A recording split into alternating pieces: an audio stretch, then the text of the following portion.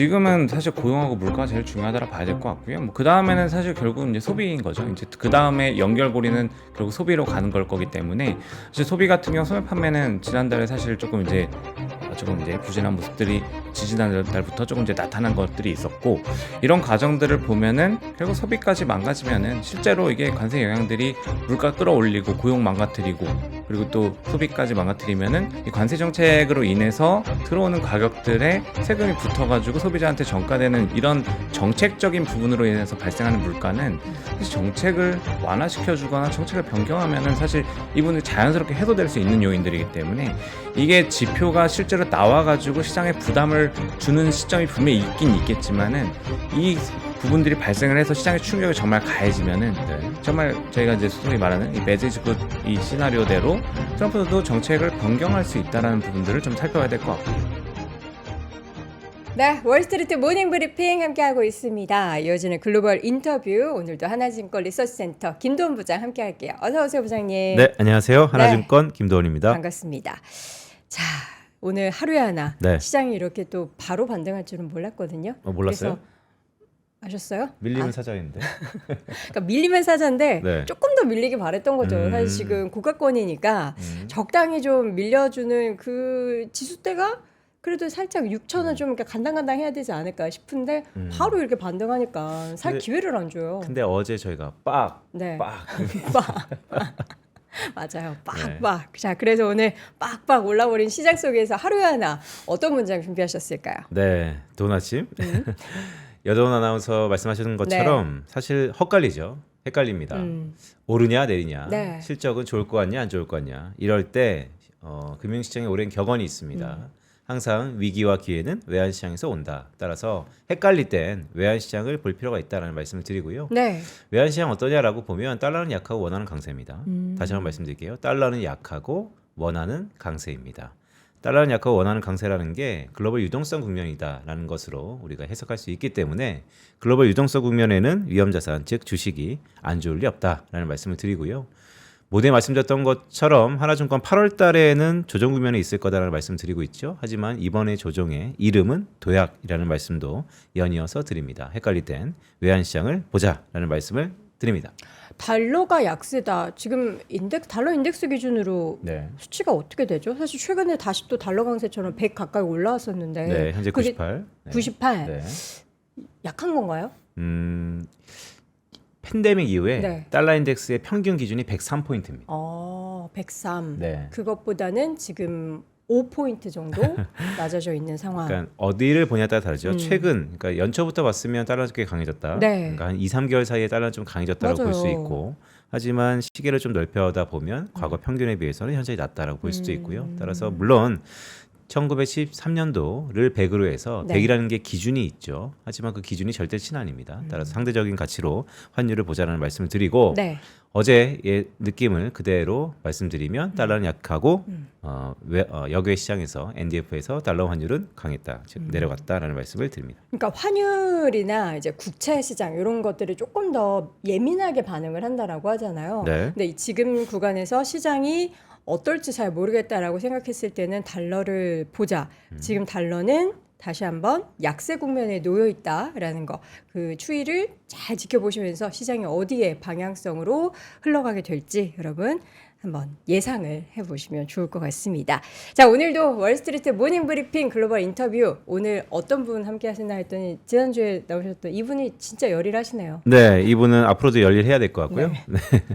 하나증권에서 멀티플레이어로 일가견 있으신 분이죠. 해외 주석 분석실 박승진 실장 모셨습니다. 시장님 어서 오세요. 안녕하십니까. 두 분이 보니까 헤어스타일이 좀 비슷하시네요. 뭐 저보다 훨씬 낫죠. 뭘 바르고 왔잖아요. 저는 그냥 왔는데. 자, 오늘 우리 실장님과 함께 이야기 나눠볼 주제는 크게 어떤 얘기를 한번 해볼까요? 시장 반등 아니면은 지금 상황 속에서 뭐 경기 어떤 얘기하는 게 좋을까요? 뭐 시장 전체적인 분위기 한번 좀 정리를 해보고 가면 좋을 것 같아서 이제 그렇게 좀 준비를 했고요. 뭐 지난주에 저희가 FMC를 이제 말씀을 드렸고, FMC 때 사실 말씀드렸던 내용들이 일단 뭐 채권 시장에서의 변동성과 주식시장의 변동성이 나타날 수 있지만, 일단 증시에 관련해서는 사실 뭐 통화 정책이나 경제가 좀 흔들리더라도 이 실적에 대한 부분들을 좀 바라보고, 그리고 또 주도주의 역할들이 분명히 있을 거기 때문에 좀 밀리면은 뭐 아까 말씀하신 대로 좀 좀 이렇게 흔들리지 말고 믿음을 갖고 있자. 네. 이런 부분들을 말씀드렸었는데 그런 부분들을 가지고 좀 저희가 오늘 정리해서 좀 말씀을 좀 드리도록 하겠습니다. 네, FMC 전후로 분위기가 변화했다. 그러니까 사실 지난주에는 살짝 좀 부정적인 분위기가 많이 감돌았어요. 네. 지금 그 스탠스가 이어지고 있는 변동성 구간이라고 보시는 건가요? 아니면은 또 밤 사이에는 또 확실하게 또 분위기가 네. 달라진 것 같아서. 변동성은 아마 조금 더 남아 있을 것 네. 같습니다. 왜냐하면은 사실 지금 저희가 이제 경제 지표를 바라볼 때 그리고 또 사실 지난주에 FMC 때 파월 의장이 얘기했던 부분들을 보면은 사실 파월 의장이 얘기했던 변수 중에 하나는 또 이제 물가였습니다. 네. 관세의 영향들이었고요. 이 CPI나 PPI 뭐 물가 지표 같은 경우는 다음 주 화요일 날부터 이제 발표가 될 거고 그렇죠. 이제 이런 부분들이 사실 또 변수가 될 수 있다라고 좀 말씀을 드릴 수 있을 것 같고요. 지금은 어쨌든 지난주 금요일 날 나왔던 고용에 조금 시장이 좀 관심을 많이 갖고 있다라고 하면은 어쨌든 계속 말씀드렸던 이중 책무의 하나는 또 고용과 다른 이 물가에 대한 부분들이기 때문에 이 물가는 또 방향성을 달리할 수 있다. 이런 것들을 좀 잠시 생각을 해보긴 해야 될 것 같고요. 그래서 이 물가가 위로 더 높이 튀는 모습들이 나오기 시작하면은 또 지금 9월 FMC에서 또 그 금리나 확률이 90% 넘게 지금 들어가 있는데 네. 뭐 한번 흔들릴 수는 있는 부분들이죠. 그래서 이런 것들이 일단은 지금 약간 시장의 믿음들이 좀 흔들릴 수 있는 시기이기 때문에 이런 것들을 한 번씩 하나 먼저 미리 체크해 놓으시면은 아마 대응하실 때 좀 더 편하지 않을까 싶습니다. 얘기를 쭉 들어보니까 다음 주 화요일 날 있을 미국의 소비자 물가 상승률, 그러니까 7월 달 거죠? 네. 약간 오를 것 같다라는 느낌으로 해석하시는 것 그렇죠. 같은데. 맞습니다. 아, 그래요? 뒤에 좀 말씀을 드리겠지만 물가 상승에 대한 부분들은 사실 고용 지표가 6월 지표 때도 보면은 이 표면적으로는 숫자가 서프라이즈가 나왔었지만 네. 사실 안에 내용들을 까서 보면은 이게 일시적인 요인들이 굉장히 많았게 보였고 실제로 이게 6월 지표, 5월 지표가 다 지금 하향 조정이 굉장히 큰 폭으로 진행이 되면서 이 고용 지표에 대한 뭐 사실 뭐 BLS 국장까지 좀 잘리게 되는 네. 이런 이슈까지 발생을 했는데 물가도 마찬가지였다라 보시면 됩니다. 물가도 겉으로는 굉장히 좀 안정된 그림들을 보이는 것처럼 보였지만 이 CPI 같은 경우도 사실 서비스가 좀 위축된 건 맞는데 상품 쪽에서는 분명히 영향을 받고 있었고 그리고 PPI 같은 경우도 뭐 이따 차트 하나 또 보여드리겠지만 이 유통업체들이 참고 있는 가격 전가를 안 하고 그냥 몸으로 막고 있는 모습들이 확인이 되고 있었다. 그래서 이 기업들도 어쨌든 마진을 계속 줄여 나가면서 손실을 보면서 계속 기업 활동, 경영 활동 할 수는 없기 때문에 이런 것들이 가격 전가가 불가피하다라는 부분들 같이 좀 보셔야 될 것 같습니다. 이 말씀을 쭉 들어보니까 왠지 그냥 불현듯 다음 주에 물가 잘못 나오면 물가 관련돼서 하면 잘리는 거 아닙니까 이거? 뭐 이미 잘렸기 때문에 그러니까 계속해서 그런 그러니까 거 아닌가 데이터 마음에 모르겠네. 안 들면 그 관련된 곳에서 수장들을 다 하나씩 네. 해고한다. 그러니까요. 뭐 트럼프니까 또 그렇죠. 안 그럴 수가 없다라고 또 단언할 수도 없네요. 자, 어쨌든 지금 실적 시즌을 계속해서 저희가 맞이하고 있는데 실적이 꽤 좋아요. 그렇죠. 이게 사실 2분기 실적 같은 경우는 워낙에 눈높이가 낮기도 했습니다. 이게 사실 2분기 실적이라고 하면은 4월, 5월, 6월 실적을 저희가 보게 되는데 4월 달에는 사실 뭐 저희가 너무나도 잘 알고 있는 이 관세 이슈가 시작됐던 이 달이고요. 맞아요. 그리고 이 4월에 이 관세 이슈가 시작되면서 미국 실적 추정치들이 굉장히 또 많이 낮아졌었습니다. 이 낮아지다 보니까 이 차트를 하나 같이 보시면 이게 지금 이제 실적 서프라이즈 비중을 제가 왼쪽 차트 보시면은 이제 업종별로 저희가 쪼개서 좀 볼 수 있는 부분들이 있고 가운데 보시면은 S&P 500 지수의 이 서프라이즈 비중, 지난 녹색선이 이제 서프라이즈를 기록한 기업들의 비중인데 80%대까지 올라왔습니다. 이게 지난 3분기는 70%대로 낮아져 있었고요. 이게 오히려 지금 2분기에 눈높이는 낮아졌으니까 이게 또 실제로 내는 성적표들이 눈높이는 충족시켜주는 성적들이 훨씬 더 많이 나오고 있고 이러다 보니까 서프라이즈 비중이 더 높아지는 이런 구조들이 발생을 하고 있다 이렇게 보시면 될 것 같고요. 그리고 사실 뭐 EPS 증가율 오른쪽에 이제 보시면 이익 증가율에 대한 부분들도 사실 주도주들이 역할을 잘 해주고 있다 이런 부분들을 좀 보셔야 될 것 같습니다. 뭐 커뮤니케이션 서비스, IT, 테크 쪽에서 일단은 역할들을 잘 하고 있고 뭐 이 기업들이 다들 아시는 것처럼 시가총액이 굉장히 높은 큰 기업들이기 때문에 이 기업들이 실적을 잘 내고 탄탄한 모습들을 보여주면은 지수는 일단 크게 흔들릴 일이 없다 이렇게 좀 보셔도 될 것 같습니다. 그래서 이런 그림들이 전반적으로 시장을 뒷받침해주는 그리고 아까 전에도 말씀드렸지만 금리나 경제 지표가 좀 흔들리더라도 실적에 받쳐주면은 주식시장과 채권시장은 좀 저희가 분리해서 봐야 된다. 좀 이렇게 좀 정리해 볼 수 있을 것 같습니다. 그 가져오신 오른쪽 그 EPS 증가율이 네. 이게 이제 2분기 거잖아요. 맞습니다. 그리고 왼쪽에 기업의 실적들을 보면 눈에 띄는 게 에너지 소재예요. 네. 그러니까 이게 이제 기저라는 게 있지 않습니까? 네네. 우리가 하반기를 준비할 때 지금은 약간 소외되고 또한 소재는 경기 시크리컬에 연동돼 있는데 네. 분명히 경기 침체가 안 온다라는 것에 방점이 있는 것 같아요. 왜냐하면 2분기도 플러스로 미국 기준으로 GDP가 전환됐고 또 아틀란타 GDP 나우를 보면 3분기에도 계속해서 성장세가 나온단 말이죠. 네. 그렇다면 이렇게 억눌려 있던 이런 업종들을 봐야 되는 거 아닙니까? 이게 에너지 업종은 좀 이제 저희가 고민을 할 수 있는 부분은 이 트럼프의 정책 방향이랑도 좀 고민을 해봐야 되긴 할 것 같습니다. 이게 트럼프 대통령이 지금 추구하는 방향성이 어쨌든 이 변수가 생겨서 물가가 이상하게 튀는 것들은 좀 방어하자 이런 기조들이 굉장히 크고 네. 사실 주말 사이에도 오펙 플러스에서 지금 증산 이슈를 또 굉장히 또 크게 또 꺼내놓고 왔고요. 네. 이게 지금 어떻게 보면 올해 내내 지금 진행이 되고 있는 과정들인데 이 뒤에는 사실 뭐 저희가 너무나 쉽게 예측할 수 있는 부분들이 트럼프의 압박이 자리를 하고 있다. 그렇게 보면은 사실 에너지 업종 같은 경우는 유가 반등의 기대가 형성이 될 수는 있는 부분들이 있지만 이게 추세적으로 갈 수 있는 상황을 만들어줄 수 있냐라고 하면은 그분들이 좀 아닐 수 있다. 이렇게 좀 보시는 게 맞는 것 같고 최근에 보면 에너지 업종이 잠깐 튀었을 때들이 보면은 이게 그 지난 7월 중순 이후로 에너지 업종 좀 강세를 보였었는데 이게 사실은 이제 말씀하신 것처럼 일단 맞을 거 다 맞았다라는 그림들이 하나가 있었고 그리고 또 이제 스프레드나 이런 것들이 좀 개선이 되는 모습들이 있었고 그리고 또 이제 중간에 이 트럼프 대통령이 이 러시아 쪽에다가 이제 열흘 내로 합의 안 하면 우크라이나랑 협상 합의 안 하면은 이 교역국들부터 시작해서 제재를 가하겠다 이런 이슈들이 생기면서 또 유가 올라갔던 부분들이 있었는데 네. 그런 부분들이 생길 때는 올라갈 수 있습니다. 근데 이게 구조적으로 조금 이제 추세적으로 에너지 업종이 주도주 역할을 하기에는 아직까지 환경이 조금 이제 불확실성들이 좀 많이 남아 있다. 이렇게 좀 보셔야 될 것 같습니다. 네. 이 얘기를 왜 드리냐면 처음부터 이게 오늘 이제 물가 얘기를 막 하잖아요. 미국은 뭐 실장님 잘 아시는 것처럼 유가가 안 오르면 인플레는 없습니다라는 생각들이 꽤 있거든요. 네. 그러니까 계속해서 에너지 업종을 누른다는 건 유가를 누른다는 거잖아요. 그게 원래 트럼프의 또 생각이었고. 네, 그래서 지금 이제 일주일 남기고 다음 주에 물가 오를 거다. 그래서 금리를 못 내줄 거다. 이런 게 지금 팽배한데 가만 생각해 보면 가장 중요한 뭐 관세도 중요하겠지만 유가가 안 오르는데 미국의 물가가 오르겠어? 이런 근데 우려가 있거든요. 지난번에 물가 데이터 발표될 때도 사실 네. 전체 숫자는 그렇게 큰 변화는 없었어도 시장이 되게 똑똑하니까 또 세부 지표 보면서 주요 상품 물가 이렇게 지금 튀기 시작하지 않았느냐 하면서 또 부정적인 걸 찾으려면은 또 긁어서 다 찾을 수도 있잖아요. 그렇죠. 근데 네. 이제 미국의 물가에서 상품이 차지하는 비중이 워낙 작기 때문에 전반적으로 어떻게 보세요? 이렇게 유가가 이렇게 누르고 있는데 네. 정말 인플레이션이 오는 건가? 사실 이게 유가에 대한 부분들을 좀 이제 배제하고 보면은 결국은 그래서 저는 이제 미국 시장이 결국은 될 거다라고 말씀을 드리는 부분들이 결국은 된다. 네 결국은 될 거라고 네. 우당탕탕은 할 수 있는데 이 결국은 될 거라고 말씀드리는 거는 결국 지금 이 유가나 에너지 가격들을 제외하고 나면은 이게 물가에 대한 경계감들을 높여주는 것들이 결과적으로 이 정책에 대한 부분들이거든요. 이 관세 정책으로 인해서 들어오는 가격들에 세금이 붙어가지고 소비자한테 전가되는 이런 정책적인 부분으로 인해서 발생하는 물가는 사실 정책을 완화시켜주거나 정책을 변경하면은 사실 이분들이 자연스럽게 해소될 수 있는 요인들이기 때문에 이게 지표가 실제로 나와가지고 시장에 부담을 주는 시점이 분명히 있긴 있겠지만은 이 부분들이 발생을 해서 시장의 충격이 정말 가해지면은 네. 정말 저희가 이제 소위 말하는 이 bad is good 이 시나리오대로 트럼프도 정책을 변경할 수 있다라는 부분들을 좀 살펴봐야 될 것 같고요.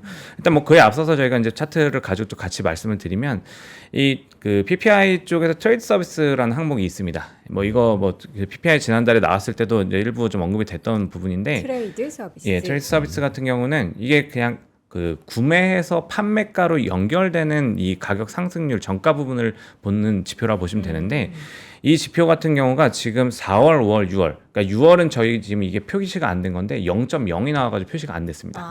근데 이게 보시면은 팬데믹 때를 제외하면은 0 밑으로 내려갔던 때는 거의 없다라고 보셔도 될 것 같습니다. 이거 결국은 이게 마진을 뜻하는 얘기, 기업들의 마진을 뜻하는 거기 때문에 기업들이 손해를 보고 판매하는 구간들이 사실은 일반적인 상황에서는 나타날 수가 없기 때문에 이런 구조들이 지금 일단 지난 4월부터 이미 좀 마이너스 영역들을 좀 들어가는 부분들이 있었고 0까지 좀 내려온 상황이면은 일단 이게 오래 버티기는 힘든 시스템이다. 기업들은 어쨌든 실적을 내야 되기 때문에 손실을 보면서 계속 판매할 수 없기 때문에 이런 구조를 좀 저희가 살펴봐야 된다라고 보고 있는 거고, 이런 과정들이 뭐 하나씩 요인들이 더해지면은 일단은 물가는 지금보다는 좀 올라갈 수 있는 그림들이 분명히 나올 것이다. 어쨌든 지금은 이게 시장이 전체적으로 보면은 경제 지표를 눈에 하나씩 볼 때마다 확인을 하고서 반응을 하는 이런 패턴들을 좀 보여주고 있기 때문에 다음 주에 물가가 나왔을 때 일부 조금 이제 흔들림이 있을 수 있는 이런 구조들은 분명히 좀 있긴 하다. 해석에 좀 다양성들이 좀 나올 수 있는 시점이다. 이렇게 좀 보시면 좋을 것 같습니다. 네.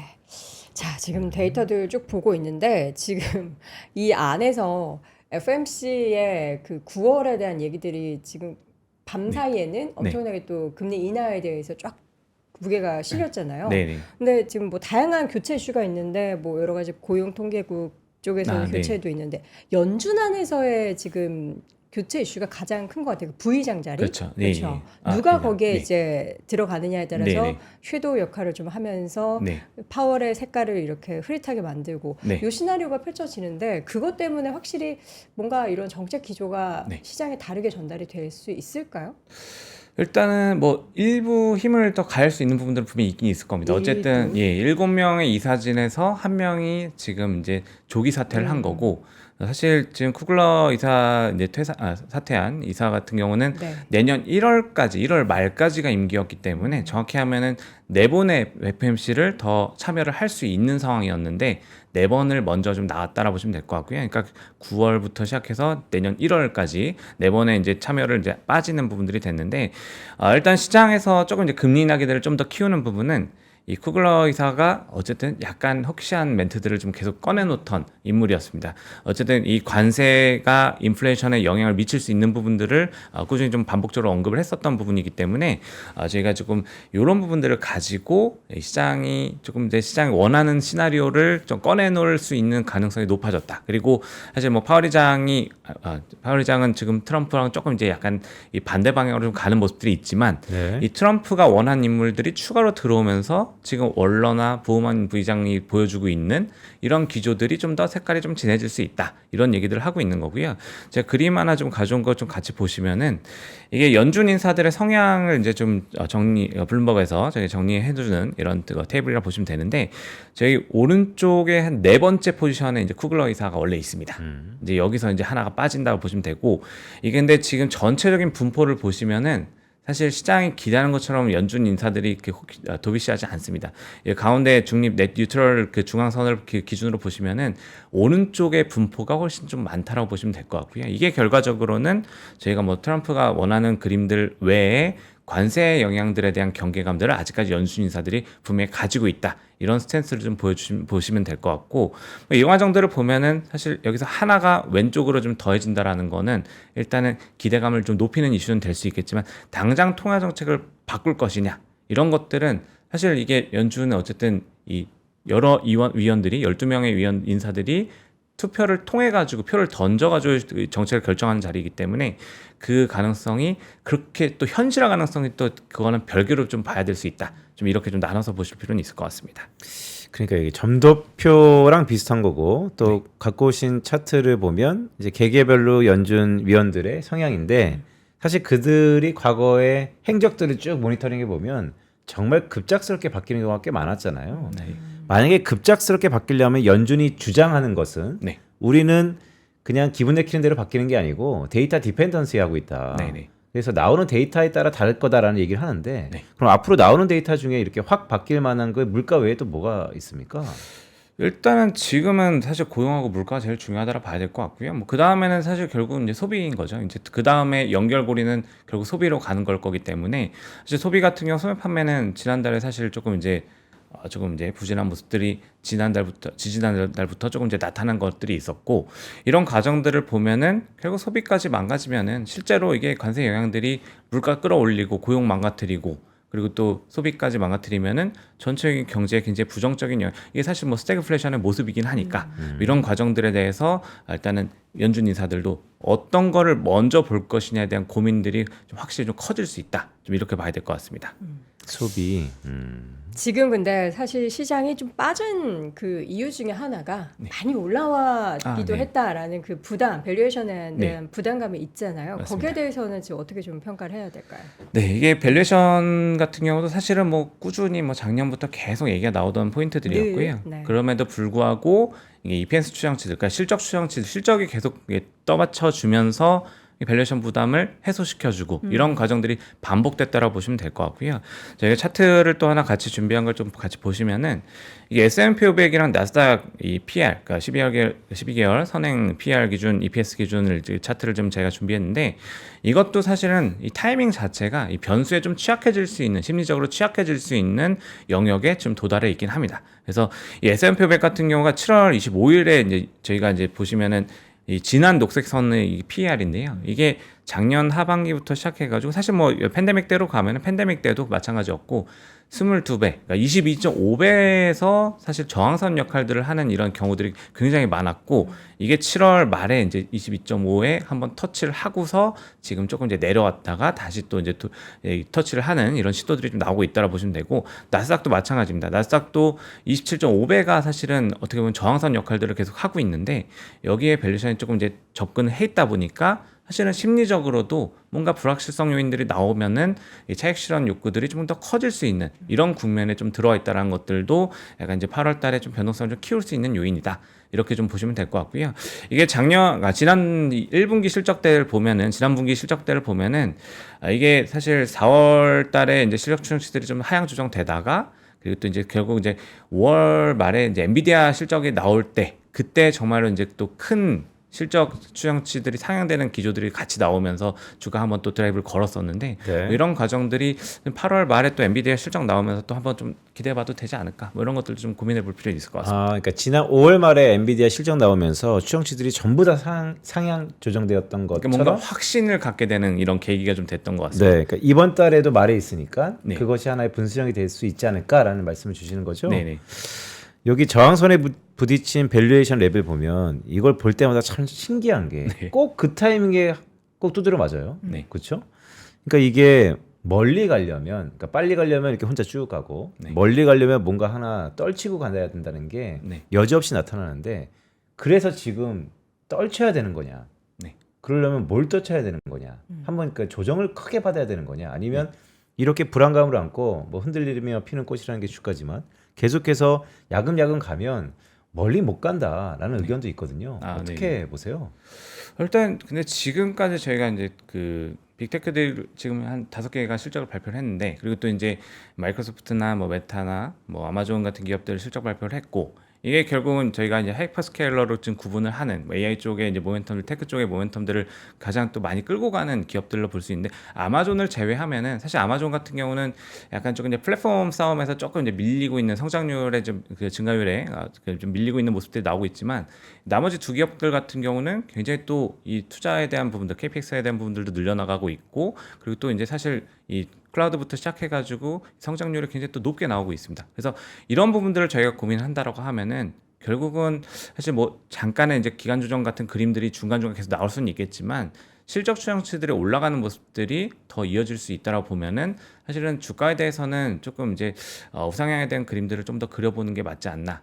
지금 단기적으로는 조금 경계할 필요는 분명히 있다라고 말씀을 드리는데 그 뒷그림까지 보면은 지금 사실 오히려 그 4월 이후로 보면은 미국이 월드 인덱스나 뭐 선진국 내에서도 사실은 반대로 더 우위를 보이는 그림들이 좀 나오고 있고 이게 뭐 지금 오늘은 제가 이제 차트를 준비를 하지 못했지만 저희가 추세적으로 이렇게 선을 쭉 그려보면은 이게 추세는 꺾이지를 않았습니다. 그래서 미국 우위의 시장 분위기는 이 테크니컬하게도 여전히 좀 유지가 되고 있을 수 있지 않나 이렇게 좀 저희가 좀 같이 좀 말씀드릴 수 있을 것 같습니다. 자, 지금 미국 시장의 변동성을 유발해 내두고 있는 요인들에 대해서 요목조목 따져봤습니다. 결국에는 밀리면 사야 하고 앞으로 미국은 그래서 미국이니까 간다로 봐야 하지만 어떤 전략으로 우리가 시장 대응을 해야 될지가 중요하잖아요. 근데 우리 또 박순시 실장님이 주 영역이 또 ETF 쪽이시니까 네. 우리 또 시청자분들을 위해서 ETF를 베이스로 한 전략을 좀 꼼꼼하게 세워주시죠. 그래서 ETF를 사실 이제 저희가 조금 이제 뻔하게 말씀드리면 뭐 사실 많이 아실 안 됩니다. 아, 네. 뻔하게 말씀하시면 안 됩니다. 안 뻔하게 한번 부탁드리겠습니다. 아, 그 뻔히 그 뻔뻔하기가 아니었어? 아 그래요? 뻔하게, 재밌게, 뻔하게. 예. 근데 종목들이 별로 재미가 없을 수 있는데 아니 재밌게 해주세요. 재미없는 걸 재밌게 하시는 게 우리 박성기 알겠습니다. 실장님의 특기죠. 예. 네. 네, 그래서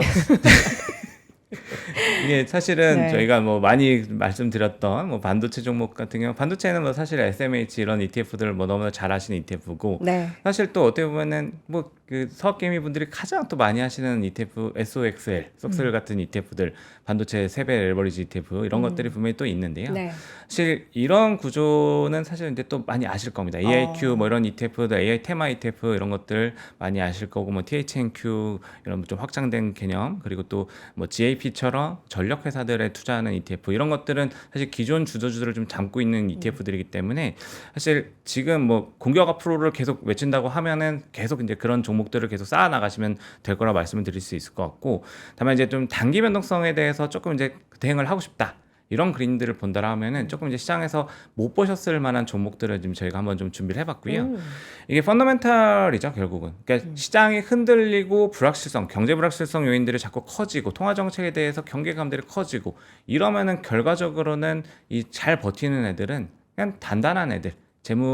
재무제표가 굉장히 좀 튼튼하고 수익성을 꾸준히 이제 가져가고 이런 기업들 뭐 뻔한 얘기지만 펀더멘탈이 좋은 기업들 퀄리티가 좋은 기업들이 일단은 실적을 주가 흐름들이 상대적으로 좀 방어를 잘 해낼 수 있는데 이게 우리나라는 사실 또 저희가 좀 구분해서 봐야 되는 게 우리나라는 퀄리티나 스타일 ETF들이 사실은 거의 크지를 못합니다.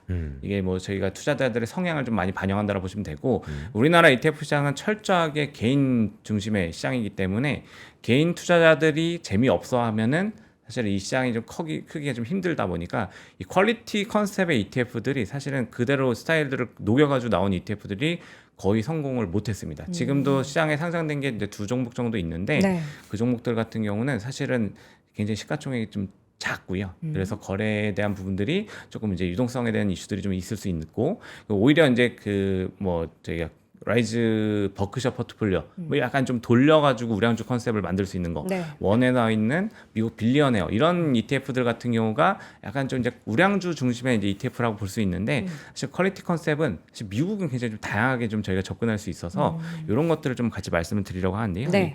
서론이 좀 굉장히 길었습니다. 네, 말씀을 쭉 종합해 보면 이런 건가요? 한국의 서학개미들의 패턴은 사실 보수적인 ETF를 라지캡이 아니고 스몰 미드캡으로 변동성을 매우 추구하면서 투자하는 경향이 있다? 네, 맞습니다. 그럴 때는 그럼 뭐예요? 뭘 사야 돼요? 그 국내 사실 국내 ETF 시장은 테마 ETF가 굉장히 강점을 보이고요. 오히려 해외 운용사들이 보면 미국 운용사들도 우리나라 테마 ETF 나오는 속도를 따라잡기를 굉장히 힘들어합니다. 그래서 저희 이제 외사들도 사실 우리는 서학개미들이 ETF 엄청 많이 하시잖아요. 그래서 네.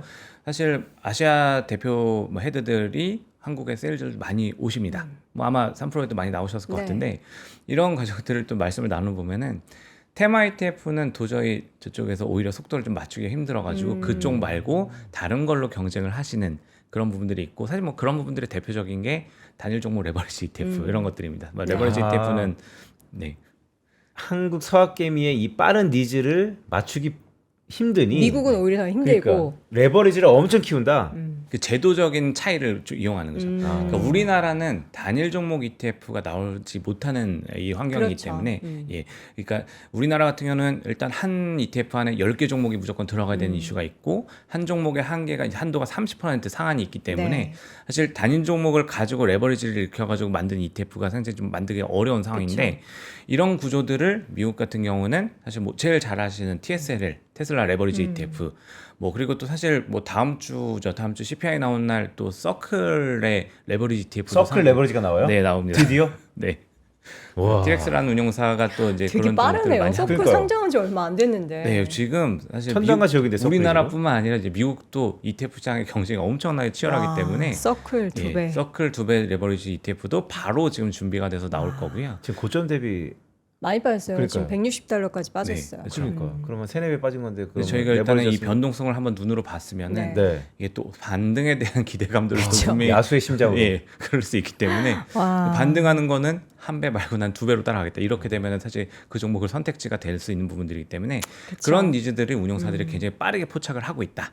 이렇게 좀 보시면 될 것 같습니다. 네. 그래서 지금 이제 사실 이제 그런 다양성들 측면에서 보면은 이제 미국 ETF 시장은 이 롱숏 ETF도 헤지펀드 전략들을 가져가고 있는 안에다가 하나씩 전략들을 이제 다양하게 가져간 ETF들도 있는데 네. 먼저 이제 FTS랑 CLS라는 종목을 좀 말씀을 드릴 텐데 이 ETF 같은 경우는 이제 롱숏을 구축한 ETF입니다. 그러니까 이 포지션 안에서 이 ETF 포트폴리오 안에서 롱도 잡고 숏도 잡아가지고 이게 주가가 움직일 때 이제 양쪽으로 이제 헤지펀드 전략이죠, 전형적인. 그래서 퀄리티가 좋은 기업들 그리고 또 재무 안정성이 좋고 수익 안정성, 회계 뭐 이런 부분들, 그러니까 PR 기준으로도 메리트가 충분히 있는 종목들을 가지고 이 롱 포지션들을 구축하고 당연히 상태가 좀 안 좋은 기업들, 상대적으로 좀 안 좋은 기업들은 숏 포지션을 잡는데 이게 보시면은 이 롱과 숏, 그 왼쪽 차트 보시면은 롱의 비중이 좀 더 크게 실어놨다. 그래서 이 종목의 특징은 결국은 상향할 때, 상승할 때에 대한 부분들을 조금 더 대비를 하고 있는 종목으로 좀 보시면 될 것 같습니다. 그래서 이게 보시면은 뭐 엔비디아부터 마이크로소프트, 빅테크 기업들에 대한 롱 포지션들이 또 같이 잡혀 있는 것들을 좀 보실 수가 있고 옆에 보시면 이제 조금 이제 변동성이 좀 커질 만한 여지들이 있다라고 판단되는 기업들은 이제 숏 포지션을 잡아가지고 가는 ETF라고 보시면 되고요. 이게 CLSE도 좀 비슷하긴 합니다. 근데 이게 보시면 약간의 차이가 있는 것들은 이게 지금 뭐 PE랑 PBR 차이에서 이제 지금 나타난다고 보시면 될 것 같고 이게 그 CLSE 같은 경우도 이제 수익 안정성 이런 부분들을 가지고 많이 보는 종목인데 이게 이제 베타에 대한 부분들을 좀 롱 포지션에서 조금 이제 줄여놓기 때문에 CLSE는 오히려 조금 더 안정적인 주가 흐름에 포커스가 맞춰져 있다 이렇게 좀 보시면 될 것 같고 이런 이 기업 구성들이라고 하면은 제가 이제 아까 말씀드렸던 것처럼 일단 시장이 좀 흔들리거나 경제 불확실성이 생겨가지고 이제 변동성이 생겼을 때는 좀 잘 버텨낼 수 있는 전략들이 될 수 있다. 좀 이렇게 좀 보시면 될 것 같고요. 네.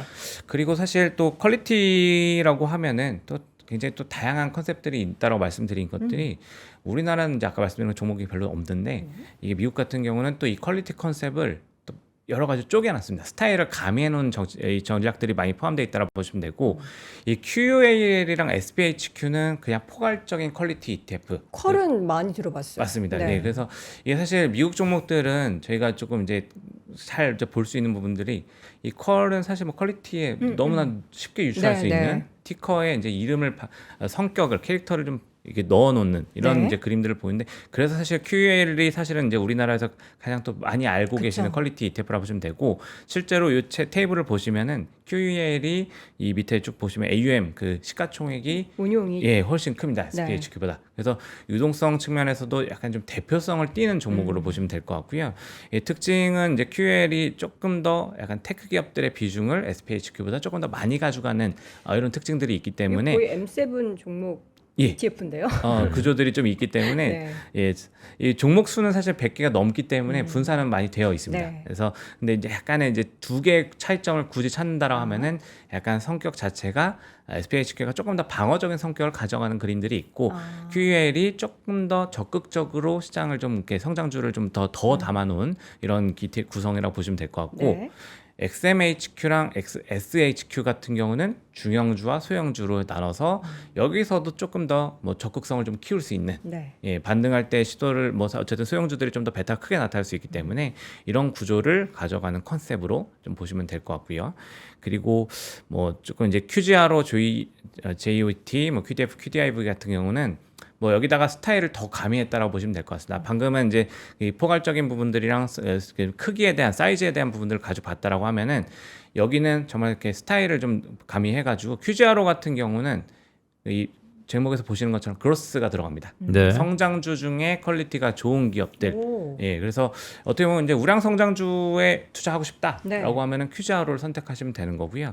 사실 QGRO 종목 같은 경우는 저희가 좀 꾸준히 좀 말씀을 드리는 이유 중에 하나는 사실 미국 시장은 아시다시피 성장주가 지수를 결국은 끌고 가는 뭐 장기 트렌드상을 너무나 명확하게 저희가 확인했던 그림들이 있기 때문에 이 퀄리티에다 그로스를 조합을 해놓으면은 사실 지수보다 아웃퍼폼을 할 확률이 굉장히 높아진다.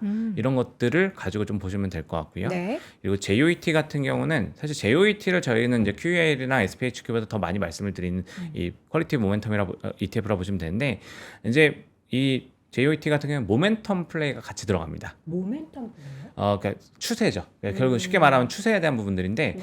이게 사실 원래 모멘텀 스타일 ETF 중에 이제 미국에 상장된 가장 큰 ETF는 사실 MTUM이라는 ETF가 있습니다. 이게 또 모멘텀을 가지고 네. 티커를 만든 ETF를 보시면 되는데 이게 사실 저는 조금 이제 의아한 부분은 MTUM 같은 경우는 리밸런싱 주기가 6개월로 조금 깁니다. 네. 그래서 조금 장기 추세를 이제 따라가는 이제 구조라 보시면 되는데 JOET 같은 경우 분기로 모멘텀을 다시 리밸런싱을 하는 구조다 보니까 조금 더 빠르게 모멘텀 추세를 좀 따라갈 수 있는 특징들이 있다 보시면 될 것 같고 그래서 사실 JOET 같은 경우는 퀄리티와 모멘텀들을 추구를 같이 하기 때문에 어떻게 보면 시장의 이 흐름 변화에 대한 부분들도 좀 더 빠르게 캐치업할 수 있는 부분들 이런 것들을 가지고 좀 보실 수 있다 이렇게 말씀을 드릴 수 있을 것 같습니다. 모멘텀이란 게 거의 뭐 추세 추정 비슷한 거니까 계속해서 주가가 오르는 건 사고 네. 떨어지면 팔고. 그렇죠. 사실은 그런 플레이들이 가장 이제 간단하게 말씀드리면 네. 모멘텀의 정의라고 좀 볼 수 있을 것 같습니다. 그래서 이제 그런 부분들이 있고요. 그리고 이제 QDF랑 QDIV 같은 경우는 사실 뭐 시장 방어하려고 하면은 배당을 또 빼놓고 저희가 얘기할 수 없기 때문에 이 QDF랑 QDIV 같은 경우는 그 종목명에서 좀 보시는 것처럼 이 디비던드가 들어가 있는 이런 컨셉대로 보시면 될 것 같고 배당 조건이 좋은 기업들 중에 퀄리티를 같이 고려한 사실 이 뭐 배당주들 같은 경우는 뭐 사실 재무건전성이 좋기 때문에 배당을 많이 하는 구조들도 뭐 가장 일반적인 거고 또 다만 이제 또 수익이 정체된 상황에서 배당을 많이 주는 기업들도 있기 때문에 이런 부분들을 조금 더 수익 쪽 퀄리티에 대한 부분들을 좀 더 강화해서 나온 ETF가 이 두 종목으로 좀 보시면 될 것 같습니다. QDF가 좀 사이즈가 더 크기 때문에 만약에 배당과 퀄리티를 같이 고려한다라면은 이 QDF를 좀 선택하시는 게 투자하실 때 좀 좋을 거다라고 좀 말씀드릴 수 있을 것 같습니다. S&P 500을 전체 커버하는 뭐 스파이나 뭐 VO나 다양한 종목들을 투자하시지만 그 안에서도 나는 S&P 500보다 조금 더 성장성을 좀 담보해서 혹은 이제 뭔가 이 모멘텀을 확실하게 타고 있는 그런 종목을 집중 투자하고 싶다 하시는 분들은 여기에서 체리피킹 하는 것처럼 종목 ETF 골라서 투자하시면 될 것 같다라는 생각이 드네요. 네, 그렇죠. 이게 지금 ETF 시장을 보시면은 이게 사실 돈이 계속 들어오고 있습니다. 돈이 계속 들어오는 그림들은 사실 이게 ETF 시장이 정말 커지고 있구나를 좀 볼 수 있던 그림들이 몇 네. 가지가 있는데 이게 2022년에 사실 주가 조정이 상당히 컸을 때도 이 미국 ETF 시장 같은 경우는 자금이 저희가 주간 단위로 이제 데이터를 팔로우하면은 이게 한 1년에 한 5번 정도만 주간 기준으로 자금이 빠져나갔었고 계속 돈이 들어오는 그림들이 좀 나오고 있고 네. 이게 사실 지금도 마찬가지입니다. 미국이 뭐 4월 달에 조금 이제 부진했었고 충격을 좀 가했었던 부분들이 분명히 있었지만 그럼에도 불구하고 ETF 시장의 작은 흐름들은 사실 이렇게 크게 빠지는 그림들도 나오지 않는데 여기서 또 종목별로 수급을 좀 더 체크해 보면은 아까 말씀하신 뭐 스파이라던가 뭐 VO, IVV 이런 지수 대표 ETF들, QQQ라는 이런 ETF들 이런 것들이 시장 변동성이 커지면은 또 사실 종목이나 섹터를 좀 이렇게 피킹하기가 좀 어려워지다 보니까 지수로 가는 경향들이 있으시고 그 다음으로 가는 것들이 어떻게 보면은 조금 이제 여기서 조금 더 섹터를 좀 키워가지고 네. 뭐 XLK 같은 이제 기술주 ETF들 뭐 이런 것들을 보시는 경우가 있고 우리나라 서학개미들의 이제 특징이라고 하면은 최근에 또 나오는 종목들 이제 그 커버드콜을 극대화시킨 ETF들이 있습니다. 뭘 해도 그냥 이게 평범한 일은 안 좋아하는 것 네, 같아요. 맞습니다. 네. 커버드 콜을 극대화한다는 건 네, 계속해서 많이 올랐으니 네. 나중에 콜옵션을 사서 보험성으로 갖고 있다는 거예요. 그거보다는 네, 네. 단기적으로 뭔가를 그렇습니다. 노리는 이게 거죠. 이 일드맥스라는 운용사에서 나온 ETF 시리즈들이 있는데 이 ETF들의 특징은 이게 주식을 기초 자산으로 해가지고 가는 게 아니고 이 주식의 포지션도 옵션을 합성해가지고 만들어 놓기 때문에 네. 이것마저도 조금 더 사이즈를 키울 수 있는 이런 구조가 된다고 보시면 되고 ETF들의 특징은 사실 그냥 뭐 대부분 이 연 기준으로 보면은 배당 수익이 대충 100% 넘어간다고 보시면 될 것 같습니다. 네. 그래서 뭐 저희가 이제 저도 뭐 지나다니다 보면은 이제 이 종목을 얘기하시는 분들도 중간중간에 이제 듣게 되는데 네. 네. 사면은 한 달에 뭐 10%씩 배당을 준다. 뭐 이렇게 네. 한 달에? 예. 네. 그렇게 혹하죠. 혹하는 일부, 맞습니다. 일부. 혹하는 포인트들이 분명히 네. 있습니다. 근데 다만 이 종목들 같은 경우는 이제 말씀드렸던 것처럼 커버콜 구조를 가지고 있기 때문에 주가가 빠지면은 원금, 그러니까 얘의 그 자본 차익은 차손이 굉장히 크게 나갈 수 있는 그쵸. 이런 구조들이 있다는 것들은 주의를 하셔야 되는데 이게 횡보나 뭐 주가 상승기에는 배당을 어느 정도 쌓아가면서 이 손실 나는 부분들을 방어하고도 남는 배당을 주기 때문에 네. 이런 것들을 좀 선호하신다라 보시면 될 것 같은데 만약에 지금 주가가 좀 안 좋을 것 같다 이럴 때는 사실 얘 가지고 방어하면 안 된다라는 것들은 한번 제가 좀 말씀드리고 싶어서 얘기를 좀 꺼내봤습니다. 다들 그런 걸 어떻게 알고 그렇게 다 투자를 하시는 걸까요? 그러니까 이게 요즘에는 커뮤니티에서 다 정말 서로 빠릅니다. 공유하시나? 네, 맞습니다. 그래서 저도 이게 종목들 정리를 하다 보면은 정말 깜짝깜짝 놀라는 게 이게 신규 종목, 사실 그 서클도 저희가 7월 초에 방송할 때도 네. 서학개미 상반기 종목들 정리하는데 서클이 그때 6인가에 올라와 맞아요. 있었거든요. 그런 걸 보면은 정말 빨라요. 예, 빠릅니다. 그리고 사실 주변에도 보면은 서클 상장할 때 밤에 남아가지고 이거 서클 상장 올라오면 살려고 대기하셨다는 분들이 주변에도 정말 많거든요. 그러니까 우리가 이제 미장은 네. 상한 하한 선이 없잖아요. 네. 그러니까 그 코인 하는 것처럼. 네. 근데 거기에 이제 지금 스테이블 코인 뭐 이슈까지 붙어 있으니까 이거는 간다라는 그렇죠. 생각에 네. 내 뭐 하루 안 자는 거는 네. 괜찮다. 저거 사실 또 이게 미국은 아시다시피 이게 상장하는 날 몇 시에 올라올지 모르기 때문에 그것도 어떻게 보면 불확실성이죠. 근데 네. 잠을 안 자고 언제 올라오나 기다리면서 예, 그걸 또 결국은 사고 뭐 이런 분들이 또 계셨더라고요. 그래서 정말 그냥 다 빠르신 것 같습니다. 맞아요. 국장이 빨리 네. 5천 가야지. 이거 밤잠 우리가 안 설치죠. 이렇게. 더 설칠 것 같은데. 왜요? 네, 국장 5천 갔으면 미장 더 갔을 수도 있으니까.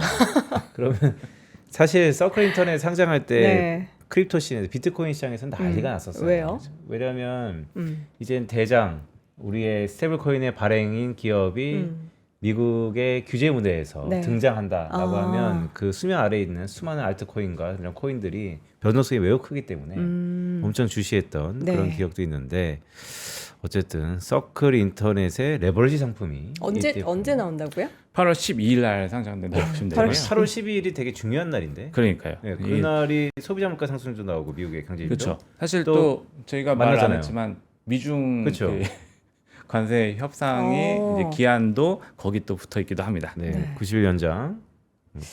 자, 서클 2배짜리 나오면 또 우리 시청자분들은 위험하다라고 해도 뭐 알아서 다 매매하시겠죠. 예, 지금 서클이 많이 떨어져 있는 상황이기 때문에 또 그런 레버리지 상품 좋아하시는 분들은 지금이 적기다라고 생각을 하실 것 같기도 하고 그래서 서클이 요새 이렇게 떨어지나라는 생각도 듭니다. 자, 어쨌든 오늘 최근에 이제 미국 시장의 변동성 그 가운데 있어서의 전략 이야기 드렸고 결국에는 미국 시장이 변동성을 딛고서 우상향을 하게 된다면 여기서 여러분들은 발빠르게 8월 시장 더 열심히 공부하셔야 될 것 같고요. 그 공부하는 시간에 우리 박승진 실장님이 또 잘 체크를 해주셨습니다. 오늘 하나증권 해외 주식 분석실 박승진 실장 함께했습니다. 말씀 고맙습니다. 네, 고맙습니다. 감사합니다. 자, 오늘도 월스트리트 모닝 브리핑 함께 하셨습니다. 계속해서 제가 미국 투어 8기 모집 소식 여러분께 전달드리고 있는데요.